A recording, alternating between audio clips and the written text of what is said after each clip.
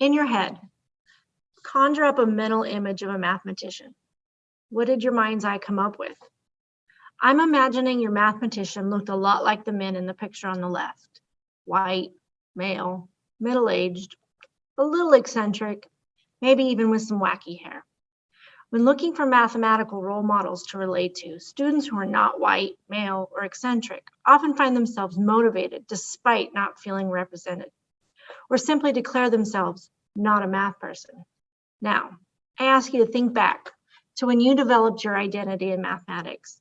Did you decide you were good at mathematics early on because you had a natural talent and an interest in it?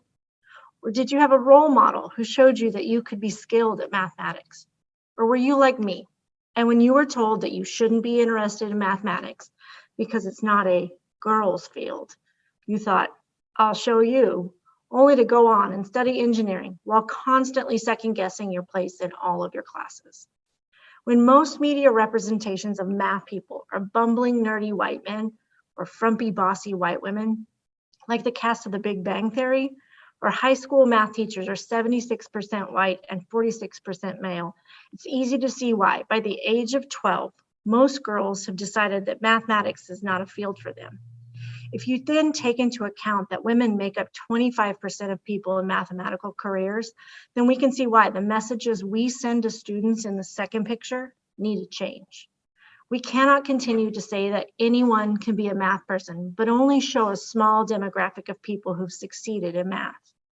I plan to identify what messages math educators send to their students that either encourage or discourage them to pursue mathematics, as well as how math educators can better communicate to students who are developing their mathematics identity, that successful mathematicians look like all of us.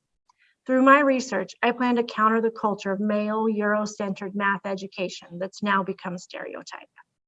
Despite what our media shows us, mathematicians come from different backgrounds, ethnicities, genders, and sexual orientations. Mathematics isn't only for the privileged or the male descendants of European ancestors. Math teachers need to combat the negative stereotype of mathematicians in the media and give students supportive and positive mathematics role models. Students shouldn't have to rely on the motivation of being told you can't do something, like I did.